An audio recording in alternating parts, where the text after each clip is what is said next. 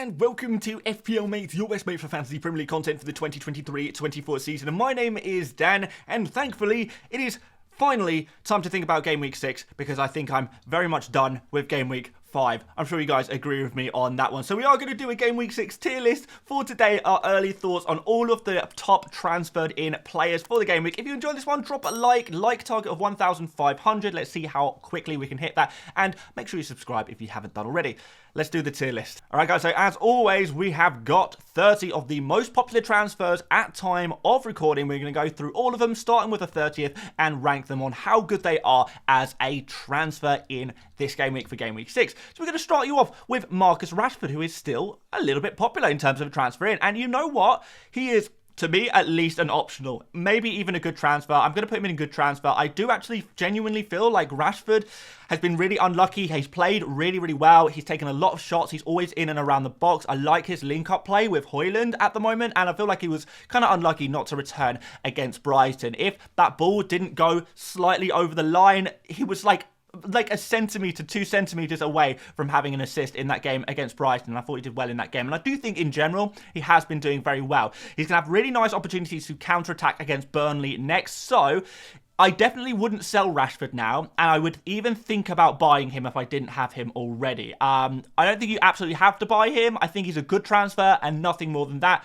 but still a really good, nice pick for this game week, as is Estupiñán, who I think I'm probably going to have to put in optional. It's a really nice fixture against Bournemouth, and I do think there's a chance of a clean sheet and definitely attacking returns as well. But after that, the fixtures do look a little bit worse, so I'm not sure this is the best jumping on point for Estupiñán, but if you're going to buy Estupiñán at any point in the next 4 game weeks, this game week should probably be the time to do it, because he has got those really tough fixtures coming up against the likes of Man City and Liverpool, which obviously, like, probably the 2 best attacks in the league. We don't really want a defender in those fixtures, but Bournemouth is next, so it's an option, but I don't think he's any more than that really. Next up, Digne is going to go in the avoid section actually, and the reason is not because I think Digne is bad, but the fixtures are not amazing. Defensively, Aston Villa haven't quite been doing it for me, but most importantly, Moreno is now fit and available, and he is going to be coming back into this Aston Villa team very soon. So we're going to see the return of Moreno soon. He's one of Emery's favourites at the club very clearly. So I do imagine that Digne, his time in the starting 11 is going to be limited, and the fixtures aren't great either, and in the next 2, and the defence is not great in general. So not too convinced by this one. Next up, Saka. Feel like he's going to be a good transfer as well. Another one of those players, though, that if you haven't got him already, I don't think you need to go for him anymore. I feel like the time of Saka is slowly moving into the past. I feel like we may need to actually think about whether we even transfer out Saka very soon. But he has been very reliable so far this season. So he's still a very good asset, but there may be other options to go for in the near future. But right now, I would still like to have Saka in my FPL team. We've got a game against Spurs up next. I think there will be goals in that game, and I think Saka will be involved, as he always is. Next up, Kyle Walker, definitely an option. He seems to be the most nailed on of the Man City kind of cheaper defenders, maybe. Obviously, we've got Ruben Dias there, who is a little bit more expensive, who is probably just as nailed on as Walker. With Champions League, though, I don't know if we might start to see the beginning of some rotation, potentially there at the club. Let's see what happens. Obviously, John Stones is still yet to come back to fitness as well, and we could start to see some rotation for Walker. We've got to see it at some point, surely. But for now, he's going to go in optional. I feel like he's an okay defender to go for if you kind of want to go that way. Next up, Bowen.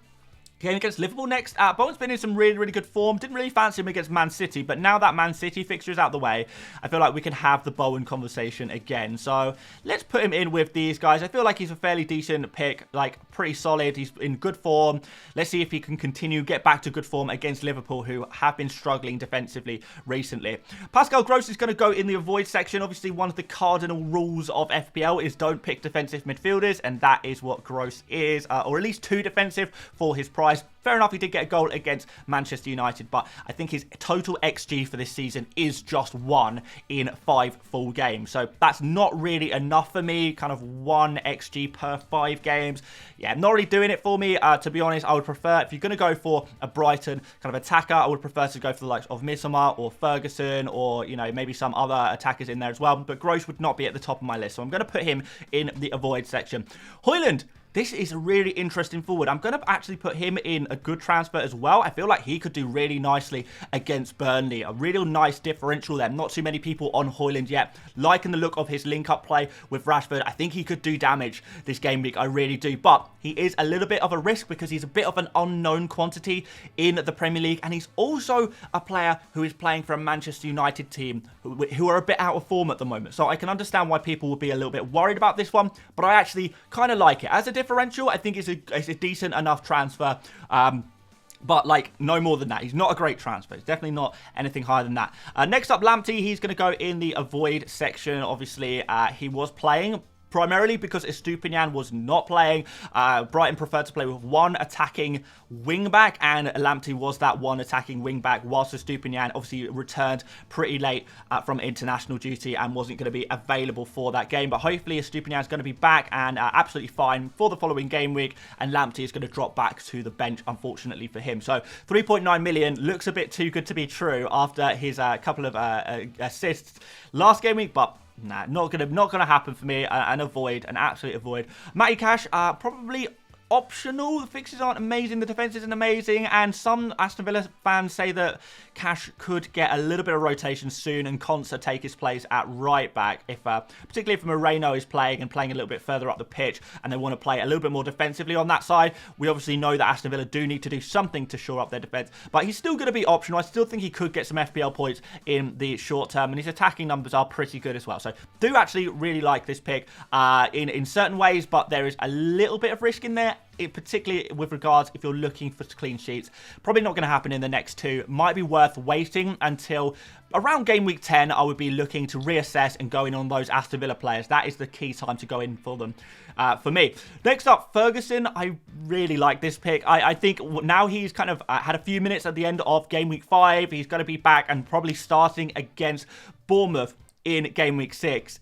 This could be a really nice one. It really could. For 6 million, that is such a bargain. I kind of don't know whether to put him in good transfer or great transfer, but I think if we look towards the future, this Ferguson shout could pay off. This is the game week to do it. Bournemouth, we know how good this player is. He should be the first choice striker when fit and available, and by next weekend, he is going to be that. So I'm going to put him in good transfer for now. I'm not going to overdo it and put him in great transfer, but if I'm going for a forward right now, Ferguson would definitely be pretty high up on my list.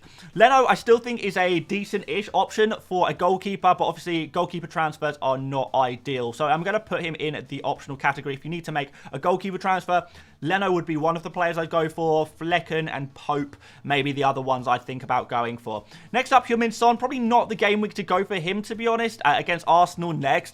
But he's still a fairly decent shout. I still think he could very easily get a chance against Arsenal. If anyone is going to score against Arsenal, it is probably going to be Heung-min Son, isn't it? So for that reason, do think he's an option, but he's very expensive and it's a difficult fixture. I would, if you don't have Son yet, I would think about maybe waiting one more game week before bringing him in. But if you want to go for him now, that's absolutely fine as well. Doku, not going to put him any higher than optional, I'm afraid. He's looked very good so far, but I am very, very worried about rotation, particularly with Champions League coming back. We've got, obviously, Grealish is going to come back into the team. Kovacic is going to be available, which is going to move around other kind of midfielders, which might lead to Doku actually going back to the bench, possibly. I don't know how much game time he's going to get, and I'm not convinced at all that he is going to be a main starter. Also, with players like Højlund and Alvarez in the team, you know those guys are going to be hoovering up all of the goals and assists and bonus points. So Doku, whilst he could get a few points, considering his rotation risk and the fact that he's probably not going to get more than, I don't know, 6, 7, 8 points per game week, I'm not fully convinced by him yet, but maybe that will change in the future. I'm just not ready for him yet, so he's going to go in there. Diaby I quite like as a kind of an option from Aston Villa. It says defender on there. I've just realised that should say midfielder, but we move. But Diaby, yeah, not such a bad player, doing pretty well actually so far this season. Looking actually more dangerous than Watkins in terms of looking for an attacker, and he is playing super high up that pitch, as we know, pretty much playing as a forward anyway. So I do think Diaby is quite a nice shout out, particularly if you're looking for someone a little bit cheaper. But again, Aston Villa, their fixtures really explode from game week 10 onwards. So if you're not planning a wild card anytime soon, it might be worth going for Diaby now and just taking him through and owning him for a nice long period. That could work really well. Robertson is going to go as an avoid for me, I think, just because, unfortunately, Liverpool's defence is still in a really bad place. But also, the only reason why Robertson was able to do what he did, in my opinion, was because Trent Alexander-Arnold was not playing. You know, Liverpool like to play with one very advanced fullback, kind of moving into the midfield positions. Before, that was every week, it was Trent. When Trent is out, Robertson kind of took up that duty from the left-hand side, but Trent is probably only going to be out for maybe one more game week, so it's kind of not a great time to really go for that one. So yeah, Robertson, I'm not really feeling this one. He's a little expensive. I don't think he's going to be attacking for very much longer. He could have a good game week in game week 6, but in the long term, I would much rather have someone like Trippier, for example, at the same price, or maybe even go for someone a little bit cheaper. So not for me personally. Don't really like the Robertson pick. Let's move on to Neto. I think he's optional at the very least. You know, he's got a nice fixture against Luton next, but it is Man City after that. Why is it that every time a team has a really nice fixture, they have to play Man City in the game immediately after? It's making it so tough to pick FPL players, isn't it? But yeah, Neto, we're going to go in optional. He's looked actually really good so far this season. It's a shame he couldn't do it when he was in everyone's FPL teams at the start of last season, but we move. Look positive. Getting a lot of FPL returns, to be fair, ticking along really nicely and very cheap as well. So Neto against Luton, I think he could have a really good game week there. But after that, Man City, things might go a little bit worse after that. Next up, Areola, Liverpool up next. So yeah, am I feeling this one? Not really. Actually, is it Liverpool up next? I can't even remember who West Ham played next. Maybe it is Liverpool. It's not an ideal fixture, is it, if you're a defender? So let's put him in the avoid section. Unless you're on a wild card, I probably would not be going for Areola right now. But if you are on a wild card, look, he's fine as a backup goalkeeper. Just would not be looking to play him this game week. Romero against Arsenal, no way would I be picking him. He can go straight in the avoid category. Pretty easy there. Gusto, I think, is optional if you're planning on wild carding soon, because Gusto is only going to be an option for a few more weeks because Reece James is going to be back by the next international break. So by October, we are going to see the return of Reece James. You're still going to get probably 3 game weeks out of Gusto, which is kind of a decent run of games. So he's fine. He's absolutely fine as a transfer in if you want to go for him. But long term, I don't know. Long term, he's not really an option. So if you're planning on wildcarding in 9 or 10, then Gusto is going to be absolutely fine. A really nice pick to just tide you over until that next wildcard, particularly if you want to free up a little bit of budget, maybe there. Next up, Trippier. I kind of like this transfer. I kind of like this one. I'm going to put him in the great transfer category. He's going to be the first great transfer of this game week. Yeah, obviously very attacking, creating a lot for his teammates. Minor worry about his rotation with his age and with Champions League and with Livramento. Those are the 3 factors that worry me the most about Trippier, but we know his ceiling is reasonably high. If he gets an assist and a clean sheet, he's getting bonus points as well, and suddenly you're looking at a really nice haul from him. The fixtures are amazing. Sheffield United up next. That's an awesome fixture for any team to try and get a clean sheet in, particularly Newcastle, who are a really strong defence so far this season. Despite conceding a few goals against difficult teams, their defence has looked actually very solid. So, like Trippier, I think he's a great transfer. Would be one of my primary transfer targets for this game week. Unlike Udogie, it's not the right moment to buy him, unfortunately. I'm looking to actually bench Udogie this game week, so he is going to go for me in the avoid category. Would not look to play him against Arsenal or Liverpool in the game week after that. We should probably be looking to find not necessarily players to bring in and transfer out Udogie, but maybe have a backup on the bench to play instead of Udogie. So Udogie, great player, but with this Spurs team in these tough fixtures, Arsenal and Liverpool back-to-back, I would not be looking to back any of their defenders. So he is going to go in the avoid category. It is the wrong time to buy him. Unless maybe you're on a wild card. Yeah, it's just not the right time to buy Udogie.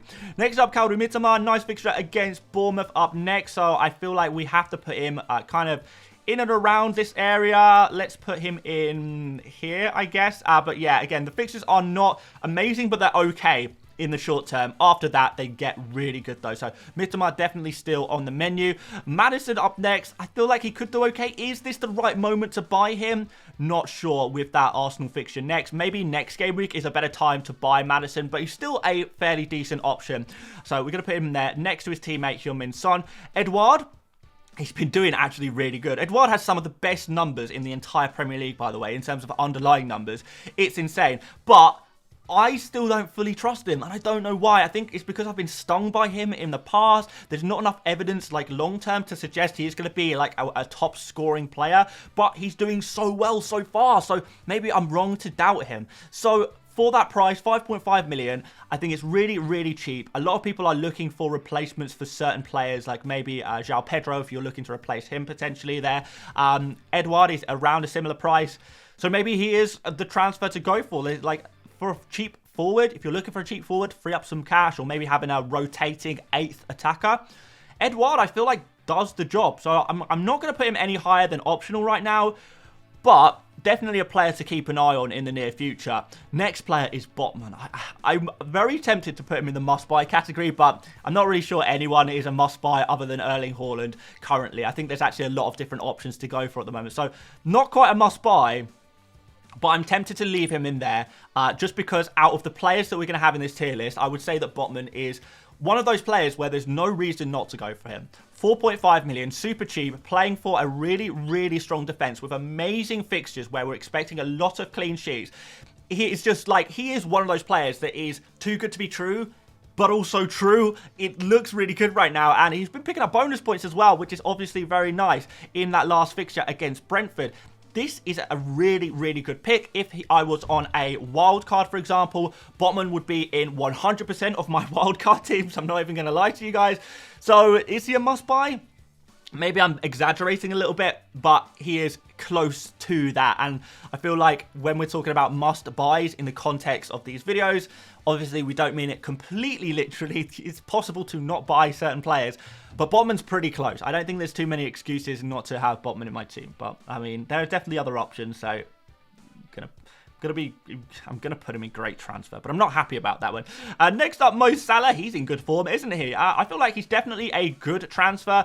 I'm not going to put him in great transfer, though, because depending on your team's structure, there is a lot of reasons to not go for Salah. And one of the reasons is because if you're going for Salah, you're probably going to have to sell the likes of Rashford and Son. And I'm not massively keen on selling Rashford and Son. So in isolation, like if money is no issue, Salah is like the #1 midfielder in the game. We all know that. Like Salah is an insane FPL asset. But unfortunately, in FPL, we do have a budget. We have to work within that. And if you go for certain players, it often means sacrificing points elsewhere. And I think the combination of Rashford and Son perhaps does just as good as Salah. So for that reason, he can't be a must-buy.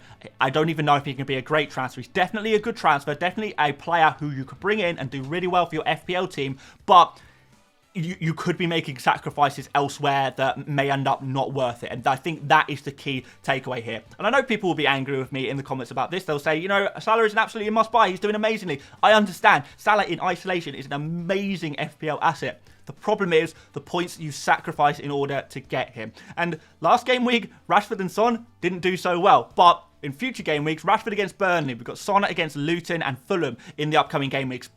In those situations, these guys actually might outscore Salah in those game weeks. But Salah is definitely going to be coming into my team at some point in the near future. I'm just not sure I'm ready for it yet. But for other people, it might be a good time. So, good transfer, but no more than that. A great transfer next in Brian and Mbeumo. Yeah, he's back to good fixtures now after that Newcastle defeat. Looking forward to seeing what he can produce, to be honest, except I don't have him in my team. So I personally am hoping he blanks, but he's a player I'm very worried about right now, and I would definitely be looking to transfer him in if I didn't have him already. He's probably possibly the #1 target in terms of midfielders to go for right now, I would say. If you're looking to replace a midfielder, Mbeumo would be the player I would go for if I didn't have him already. So yeah, going to put him in the great transfer category. Slightly actually prefer him to Trippier. If I had to choose to pick one player to transfer into my team this week, I didn't have Trippier or Mbeumo, I would prefer to go for Mbeumo, so I'm going to put him in there, but Botman is still the king as far as I'm concerned. 2 more players to go, guys. First of all, James Ward-Prowse is the second highest transferred in player of the game week. He's fine. He's like an okay player to go for. I would possibly go for him like a good transfer around the same as Bowen. Definitely overhyped a little bit, but look, he's been consistent. He's been ticking along nicely with those points. I just still feel like there's just other midfielders I would slightly prefer to him at the moment, but look, he's not bad. He's fine to go for. He's very cheap. He's on those set pieces, and he's going to pick up FPL returns pretty much at randomly. You know, you can't really predict with Ward-Prowse when he's going to score his FPL points, as we kind of saw with Man City. He's just that kind of guy. He's kind of fixture-proof in many ways, so that's a good sign from Ward-Prowse. So yeah, absolutely fine. Maybe even slightly prefer him to Bowen because of that cheaper price as well. Yeah, good transfer, but I don't know. Wouldn't go top of my pile as he is at the top of the pile of many other teams. Wouldn't be at top of mine, but look, he's fine. He's still a good transfer. He's still a good pick to bring in. And finally, the number one most transferred in player of the game week so far is Julian Alvarez. He's got to go in the great transfer category. I'm not sure how high I would put him up.